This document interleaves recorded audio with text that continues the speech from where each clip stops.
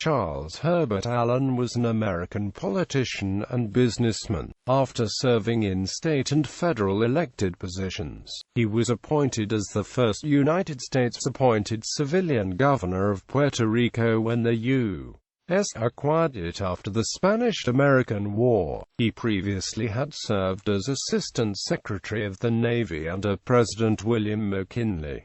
After returning to the U.S. from Puerto Rico, Allen headed for Wall Street and became a vice president of Morton Trust Company and its successor, the Guaranty Trust Company of New York. He formed the American Sugar Refining Company, a sugar syndicate which by 1907 was the largest in the world. It owned a controlled 98% of the sugar processing capacity in the U.S. and was known as the Sugar Trust. Allen was treasurer of American Sugar Refining in 1910, its president in 1913, and in 1915 he joined its board of directors. In the early 21st century, the company is known as Domino Sugar. Early life. Allen was born in Lowell, Massachusetts to Otis and Louisa Allen. He attended public and private schools. He did his undergraduate work at Amherst College, where he graduated in 1869.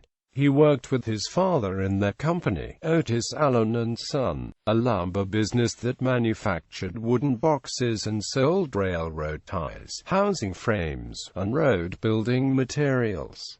Political career. Allen joined the Republican Party and was elected to 2 terms in the Massachusetts House of Representatives in 1881 and 1882, and 1 term in the Massachusetts Senate in 1883.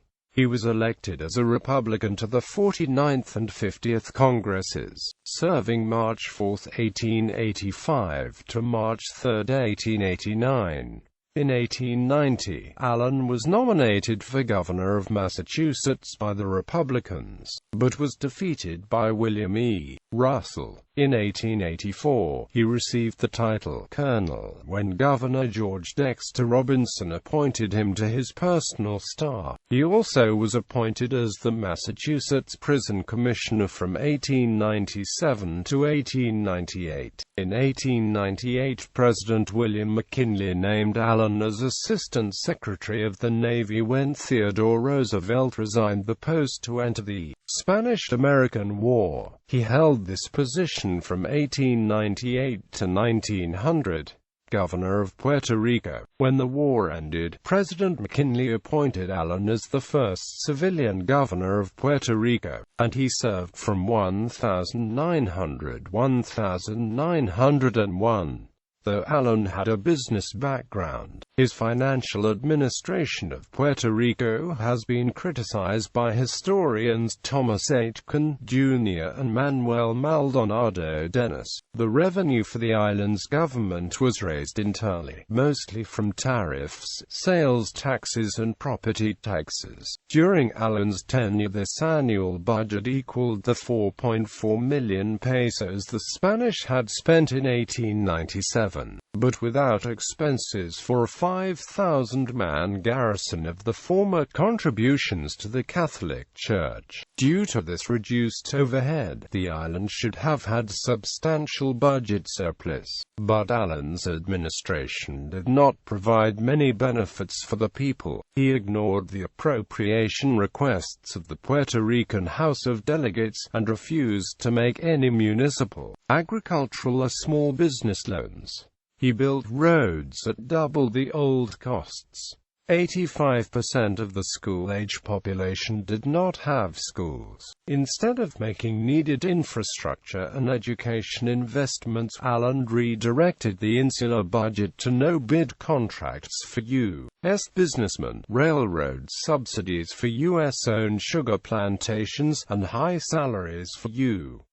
bureaucrats in the island government. Allen was also listed as one of the politicians in the lumber and timber business in Puerto Rico. By the time Allen left in 1901, nearly all of the governor's 11-member executive council were U.S. expatriates. Half the appointive offices in the government of Puerto Rico had been given to visiting Americans, 626 of them at top salaries. Life after politics.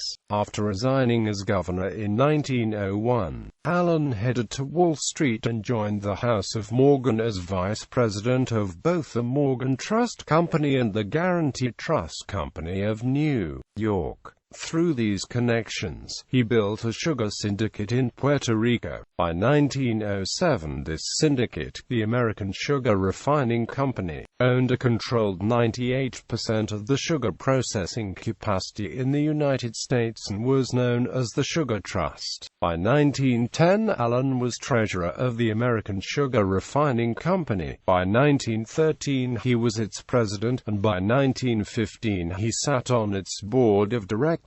While Allen built the largest sugar syndicate in the world, his political appointees in Puerto Rico provided him with land grants, tax subsidies, water rights, railroad easements, foreclosure sales, and favorable tariffs.